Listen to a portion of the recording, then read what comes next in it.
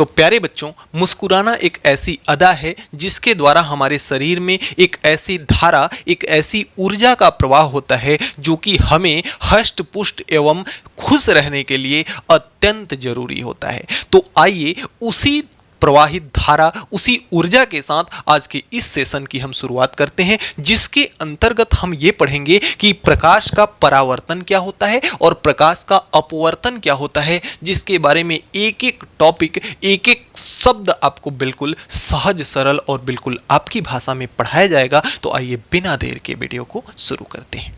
तो बच्चों देखिए, इसके पहले की जो हमारी इंट्रोडक्शन वीडियो थी चैप्टर की, उसमें हमने प्रकाश का फुल्ली पोस्टमार्टम किया, जिसके अंतर्गत हमने प्रकाश के गुणों को पढ़ा। और प्रकाश के गुणों में हमने क्या क्या जाना कि प्रकाश एक हमेशा क्या करता है, एक सीधी रेखा में गमन करता है, और जिस सीधी रेखा में गमन करता है उस सरल मार्ग को हम क्या कहते हैं, किरण कहते हैं। और कई किरणों के समूह को हम क्या कहते हैं, किरण पुंज कहते हैं। और दूसरी चीज कि हमने यह भी जाना कि प्रकाश को एक जगह से दूसरे जगह तक जाने के लिए किसी भी माध्यम की आवश्यकता नहीं पड़ती, किसी पाइप की आवश्यकता नहीं पड़ती। अगले मोस्ट इंपॉर्टेंट गुण हमने करके बताया था आपको कि जो प्रकाश का एक अत्यंत महत्वपूर्ण गुण होता है वह क्या है कि अगर माध्यम बदल रहा है, प्रकाश अगर चल रहा है और उसका माध्यम अगर बदला जा रहा है, तो प्रकाश का वेग क्या होगा, परिवर्तित होगा। और इसी गुण से हमारे पास एक प्रश्न की उत्पत्ति होती है, एक प्रश्न का जन्म होता है, जो कि प्रश्न क्या है कि क्या होता है जब प्रकाश की किरण एक माध्यम से दूसरे माध्यम में क्या करती है, प्रवेश करती है या जाती है। प्रकाश की किरण एक माध्यम से दूसरे माध्यम में जाती है, तब क्या होता है। आइए इसी प्रश्न से हम इस सेशन की शुरुआत करते हैं। यह एक हमारा पृष्ठ है जिसे हम क्या कहते हैं, पृथक्कारी पृष्ठ।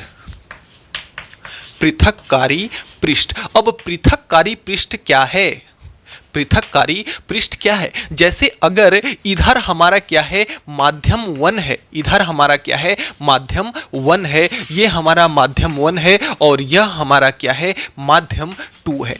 अब यह माध्यम 1 है और यह माध्यम 2 है, तो यह एक ऐसा पृष्ठ है जो कि इन दोनों माध्यमों को क्या कर रहा है, अलग कर रहा है। अगर इसको हटा दें तब तो ये पूरा ग्रीन बोर्ड एक ही पृष्ठ हो जाएगा, लेकिन इसके बीच में अगर इसको हम ऐसे रख दें तो यह क्या कर रहा है कि एक माध्यम को अलग कर रहा है, एक दूसरे माध्यम को अलग कर रहा है, यानी दोनों माध्यमों को पृथक कर रहा है। इसलिए इसे हम क्या कहते हैं, पृथक्कारी पृष्ठ कहते हैं। इसे हम क्या कहते हैं, पृथक्कारी पृष्ठ कहते हैं। सवाल हमारा ये था कि क्या होता है जब प्रकाश की किरण एक माध्यम से दूसरे माध्यम में जाती है तब। तो इसमें देखिए टोटल 3 घटनाएं होती हैं। नंबर 1 ऐसा होता है कि जब प्रकाश की किरण आती है, जब प्रकाश की किरण आती है, किसमें आ रही है, माध्यम 1 में आ रही है। प्रकाश की किरण आई और उसी माध्यम में क्या हो गई, वापस हो गई। प्रकाश की किरण, एक कंडीशन हमारे पास ऐसा आया कि प्रकाश की किरण जिस माध्यम से चली थी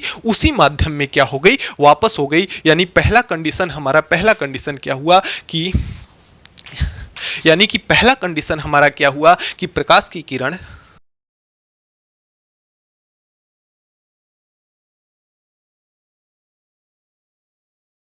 तो पहला कंडीशन हमारे पास क्या आया कि प्रकाश की किरण जिस माध्यम से आई उसी माध्यम में क्या हो गई, लौट गई। यानी जिस माध्यम से चलकर आई थी उसी माध्यम में क्या हो गई, लौट गई। तो यह हमारा क्या था, पहला कंडीशन था। अब अगर हम इसके दूसरे कंडीशन की बात करें तो दूसरे कंडीशन में यह हो जाएगा कि प्रकाश की किरण एक माध्यम से आ रही है और दूसरे माध्यम में जब जाएगी तो इसका वेग बदल जाएगा, और वेग बदलने के कारण इसका पथ क्या हो जाएगा, परिवर्तित हो जाएगा। वेग बदलने के कारण इसका पथ परिवर्तित हो जाएगा। कैसे, अगर यह किरण ऐसे आ रही थी तो अगर इसको कोई डिस्टर्ब ना करता तो यह किरण कैसे जाती, इस प्रकार से सीधी निकल जाती। लेकिन इसको डिस्टर्ब किया जा रहा है, क्या करके, माध्यम को परिवर्तित करके। और जब माध्यम को परिवर्तित कर दिए तो इसका वेग क्या हो गया, बदल गया, और वह अपने पथ से क्या हो गई, विचलित हो गई। तो इसका जो दूसरा कंडीशन था क्या हो गया,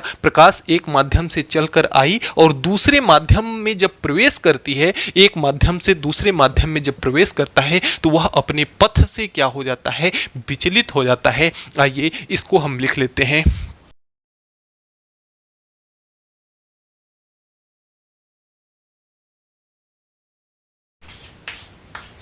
तो दूसरे क्रम में क्या हुआ कि प्रकाश की किरण एक माध्यम से आई और जैसे ही उसने दूसरे माध्यम में जाने पर, दूसरे माध्यम में जैसे ही गई तो वह अपने पथ से क्या हो गई, विचलित हो गई। और तीसरा, अगर इसमें हम बात करें तो तीसरा क्या हो जाता है, प्रकाश का अवशोषण। प्रकाश का अवशोषण। देखिए क्या है कि जब जैसे कोई आपका दीवाल है, अगर दीवाल पे आप अगर टार्च को जलाते हैं तो क्या वह रोशनी दीवाल के उस तरफ जाती है, क्या नहीं जाती। यानी दीवाल द्वारा उस प्रकाश की किरणों को क्या कर लिया जाता है, अपने अंदर आत्मसात कर लिया जाता है, अपने अंदर अवशोषित कर लिया जाता है। तो किसी दीवाल क्या है, आपका एक पृष्ठ है, तो किसी भी पृष्ठ द्वारा प्रकाश को अपने अंदर ही अवशोषित कर लेना क्या कहलाता है, प्रकाश का अवशोषण कहलाता है।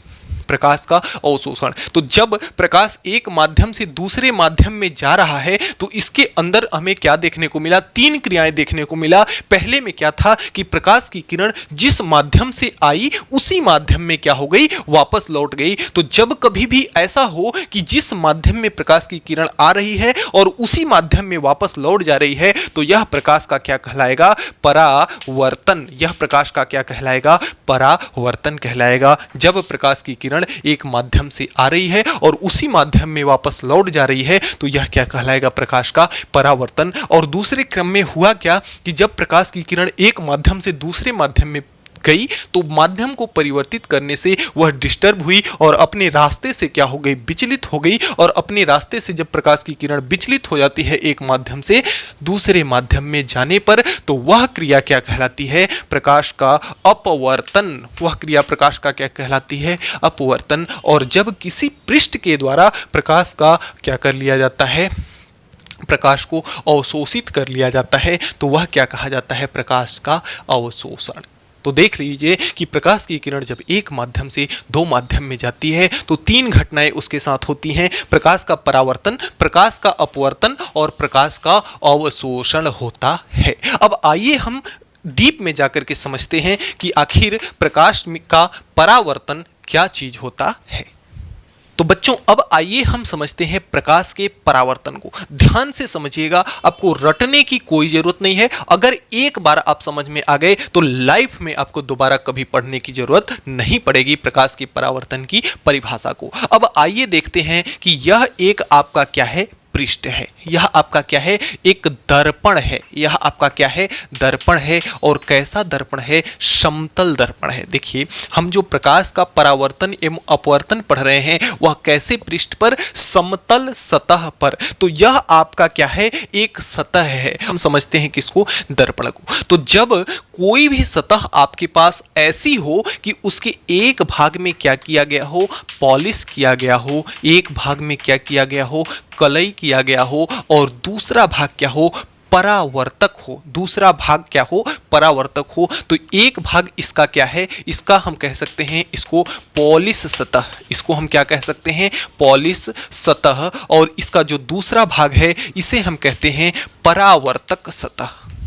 परावर्तक सतह। और जिस कोई ऐसी वस्तु जिसमें परावर्तक सतह हो और एक पॉलिश सतह हो तो ऐसी वस्तु को हम क्या कहते हैं, दर्पण कहते हैं। ऐसी वस्तु को हम क्या कहते हैं, दर्पण कहते हैं। यानी जिसके पास एक परावर्तक सतह हो और दूसरी सतह पॉलिश की गई हो, ऐसे वस्तु को हम क्या कहते हैं, दर्पण कहते हैं। तो एक हमारे पास इस प्रकार की वस्तु है, इस प्रकार की सतह है जिसका एक सतह पर क्या किया गया है, पॉलिश किया गया है और दूसरी सतह कैसी है, परावर्तक है। यानी इस पर प्रकाश आ सकता है। भाई इस पर पॉलिश किया गया है तो इस पर प्रकाश का कोई प्रभाव पड़ेगा नहीं। और यह क्या है, आपका परावर्तक पृष्ठ है ऊपर का, तो यह इससे परावर्तन हो सकता है, इस पर प्रकाश आ सकता है और प्रकाश को हम देख सकते हैं। और यह आपका क्या कहलाएगा, दर्पण।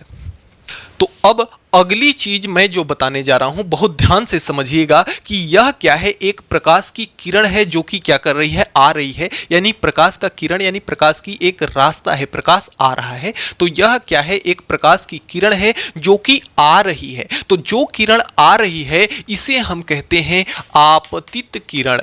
आने वाली किरण को हम क्या कहते हैं? आपतित किरण कहते हैं। आने वाली किरण को हम क्या कहते हैं? आपतित किरण कहते हैं। और इसका नाम मान ले रहे हैं, हम दे दे रहे हैं ए बी। तो आपतित किरण आपकी कौन सी है? ए बी है। फिर से कि जो प्रकाश आने वाली किरण क्या कहलाती है? आपतित किरण कहलाती है। और आपतित किरण इस परावर्तक सतह पर, यह ऊपर वाला सतह कौन सा है? परावर्तक सतह है। तो आपतित किरण परावर्तक सतह पर जिस बिंदु पर मिलती है उसे हम क्या कहते हैं? आपतन बिंदु कहते हैं। उसे हम क्या कहते हैं? आपतन बिंदु कहते हैं। तो आपतित किरण परावर्तक पृष्ठ पर जिस बिंदु पर आकर मिलती है, किस बिंदु पर मिल रही है? बिंदु बी पर मिल रही है। तो यह बिंदु बी जो है क्या है? आपका आपतन बिंदु है।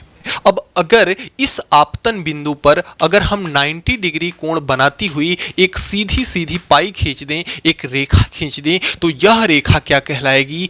अभिलंब कहलाएगी। यह क्या कहलाएगी? अभिलंब कहलाएगी। यह क्या कहलाएगी? आपतन बिंदु पर खींचा गया अभिलंब। देखिए, अभिलंब का मतलब ही होता है 90 डिग्री। अगर कोई भी रेखा 90 डिग्री पर एकदम खड़ी है तो वह क्या कहलाएगी? अभिलंब कहलाएगी। तो यह रेखा क्या कहलाएगी? आपतन बिंदु पर। बी क्या है? आपतन बिंदु। यह रेखा अभिलंब है। और अभिलंब का मतलब हमने बताया 90 डिग्री। और यह 90 डिग्री किस पर बनाया गया है? अभिलंब, आपतन बिंदु पर। तो यह क्या कहलाएगा? आपतन बिंदु पर खींचा गया अभिलंब। आपतन बिंदु पर खींचा गया अभिलंब। तो चूंकि देखिए, यह आपतित किरण जो आ रही है, इस साइड में तो पॉलिश किया गया है। प्रकाश की जो किरण है पॉलिश होने के कारण इस तरफ तो आ नहीं सकती है। और यह आपका ऊपर वाला माध्यम 1 है और नीचे वाला आपका माध्यम 2 है। माध्यम 1 है ऊपर वाला और नीचे वाला माध्यम 2 है। तो चूंकि माध्यम 2 वाला जो भाग है उस पर क्या किया गया है? पॉलिश किया गया है। तो जो यह प्रकाश की किरण है पॉलिश के इस साइड तो आ नहीं सकती है। तो यह क्या हो जाएगी? उसी माध्यम में वापस लौट जाएगी। और जब किरण वापस लौटती है तो इसे हम कहते हैं परावर्तित किरण। इसे हम क्या कहते हैं? परावर्तित किरण कहते हैं। और इस बिंदु को नाम दे देते हैं सी, यानी परावर्तित किरण जो है वह क्या है? आपकी बीसी है। अब इसी कहानी को ध्यान से समझिएगा और ध्यान से रिलेटेड कीजिएगा। हमने आपको बताया आपतित किरण, अभिलंब और परावर्तित किरण। अब आइए हम समझते हैं प्रकाश के परावर्तन की घटना। तो अब इस कहानी को जो भी हमने यहाँ पे बताया उस कहानी के सार को आइए एक में हम रिलेटेड कर देते हैं। अब आइए इसको समझिएगा, पर इसकी परिभाषा को, प्रकाश के परावर्तन की घटना को आइए हम समझते हैं। कि परावर्तन को ध्यान से समझिएगा, बस उसी कहानी में आपका सारा सार छुपा हुआ है। तो देखिए, प्रकाश की किरण क्या कर रही है? आ रही है। कहां से चलकर? किसी एक माध्यम में चलकर आ रही है। तो जब प्रकाश की किरण किसी एक माध्यम में चलकर आती है और कहां टकरा रही है? परावर्तक सतह पर। तो जब प्रकाश की किरण एक माध्यम से चलकर आती है और परावर्तक सतह पर टकराने के पश्चात क्या करती है? जिस माध्यम में आ रही है उसी माध्यम में क्या कर ले रही है? वापस लौट जा रही है। तो प्रकाश की यह घटना, प्रकाश की यह परिघटना क्या कहलाती है? प्रकाश का परावर्तन कहलाती है। फिर से एक बार समझिएगा कि प्रकाश की किरण क्या कर रही है? किसी एक माध्यम से चलकर, जब किसी एक माध्यम से चलकर प्रकाश की किरण आती है और परावर्तक सतह पर टकराने के पश्चात उसी माध्यम में क्या करती है? जिस माध्यम में आ रही है उसी माध्यम में अगर वापस लौट जाती है तो प्रकाश की यह परिघटना क्या कहलाती है? प्रकाश का परावर्तन कहलाती है। अब देखिए, जो प्रकाश का परावर्तन है ना, इसके 2 नियम होते हैं। प्रकाश के परावर्तन के कितने नियम होते हैं? 2 नियम होते हैं। आइए उन नियमों को हम समझते हैं। उस नियमों को समझने के पहले, परावर्तन के नियमों को समझने के पहले आइए हम कुछ चीज़ों को और समझाते हैं। यह अभिलंब है, आपतन बिंदु पर खींचा गया क्या है? अभिलंब है। और यह क्या है? आपतित किरण। तो इस अभिलंब और इस आपतित किरण के मध्य क्या बन रहा है? एक कोण बन रहा है। और यह आपतन बिंदु पर खींचा गया अभिलंब है, यह परावर्तित किरण है। तो एक कोण आपके अभिलंब और इस परावर्तित किरण के भी मध्य बन रहा है, यानी कि यहाँ पे दो कोण आपके बन रहे हैं। और जो कोण आपतित किरण और अभिलंब के मध्य बन रहा है, इनके बीच बन रहा है, उसको हम कोण आई कहते हैं, जिसे हम कहते हैं आपतन कोण। जिसे हम क्या कहते हैं? आपतन कोण। और इसे कोण आई से प्रदर्शित करते हैं। किससे प्रदर्शित करते हैं? कोण आई से प्रदर्शित करते हैं, क्योंकि इसकी अंग्रेजी होती है इंसिडेंट एंगल। इंसिडेंट एंगल, इसलिए हम इसको किससे प्रदर्शित करते हैं? आई से प्रदर्शित करते हैं। तो अगर कोई आपसे पूछे कि आपतन कोण क्या है, तो आपतन कोण क्या है? आपतित किरण और आपतन बिंदु पर खींचे गए अभिलंब के मध्य बनने वाला कोण क्या कहलाता है? कोण आई, यानी इंसिडेंट एंगल कहलाता है, आपतन कोण कहलाता है। इसके दूसरे क्रम में ये जो बन रहा है आपके परावर्तित किरण और आपतन बिंदु पर खींचे गए अभिलंब के मध्य, यह जो कोण बन रहा है, इस कोण को हम क्या कहते हैं? परावर्तन कोण। इसे हम क्या कहते हैं? परावर्तन कोण कहते हैं। और इसे हम कोण आर से प्रदर्शित करते हैं, जिसे हम क्या कहते हैं?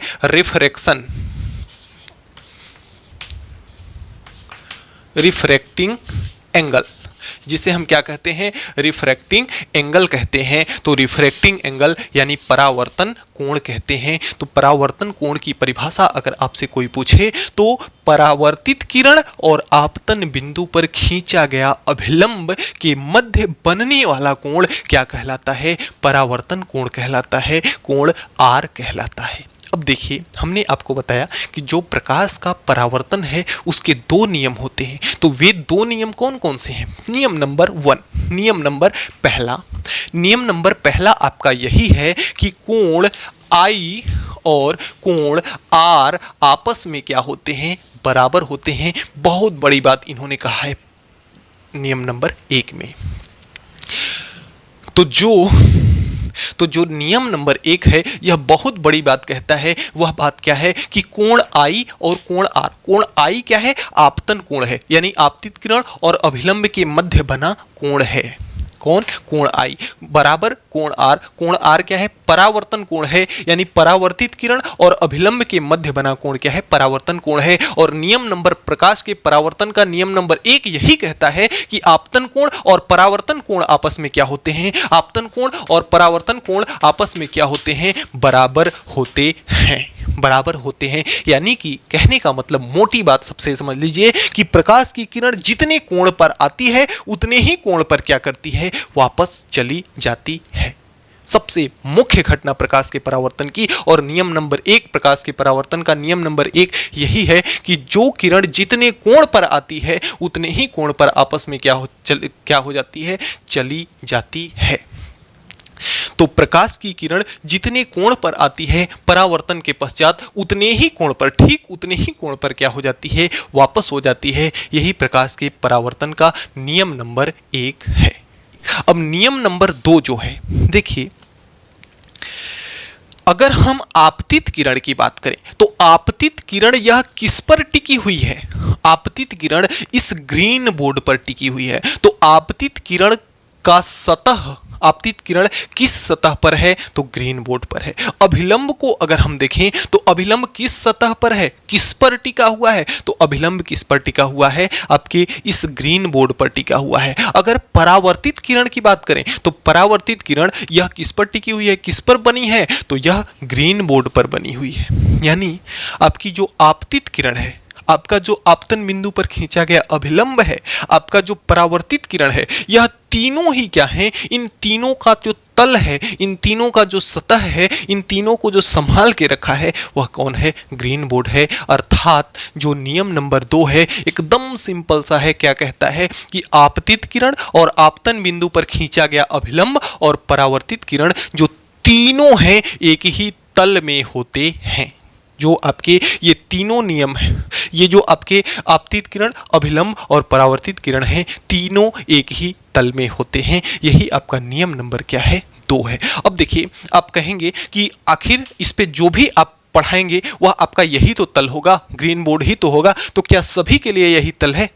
तो ऐसा नहीं है। देखिए, अगर अगर मान लेते हैं कि प्रकाश की किरण ऐसे आती, इस प्रकार से आती और इधर ना जाकर के आपकी तरफ इधर आ जाती, तो इसका जो तल हो जाता, इसका जो तल होता आपका ये, इसका तल तब क्या हो जाता, ये हो जाता इसका तल। अब बात को समझ पा रहे हैं कि जैसे अगर प्रकाश की किरण इस तरफ से आ रही है तो इसका तल ये है, इसका तल ये पन्ना है, ये क्या है, इसका तल है। लेकिन अगर यह प्रकाश की किरण ऐसे ना जाकर के अगर आपके तरफ इधर चली जाए, तब इसका तल ये नीचे वाला हो जाएगा, ये वाला नीचे वाला, यानी कि ये वाला इसका क्या हो जाएगा, तल हो जाएगा। तो ऐसा कभी नहीं होता कि प्रकाश की किरण इधर आ रही है तो आपकी तरफ चली जाएगी, जिस तल पर आ रही है उसी तल पर उसका क्या होगा, परावर्तन होगा, यानी तल आपका बदलेगा नहीं। तो नियम नंबर 1 कि आपतन कोण और परावर्तन कोण आपस में बराबर होते हैं, और नियम नंबर 2 कि क्या होता है, आपतित किरण आपतन बिंदु पर खींचा गया अभिलंब और परावर्तित किरण, तीनों के तल क्या होते हैं, एक ही होते हैं, यानी तीनों एक ही तल में होते हैं।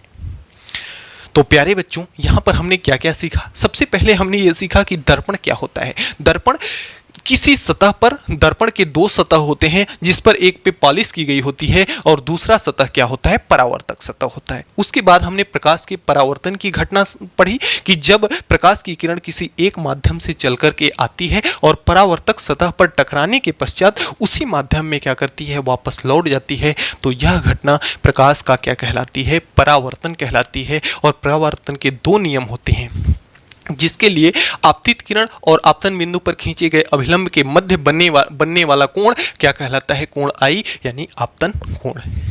और परावर्तित किरण और आपतन बिंदु पर खींचे गए अभिलंब के मध्य जो कोण बन रहा है वह कोण क्या कहलाता है, परावर्तन कोण, यानी कोण आर।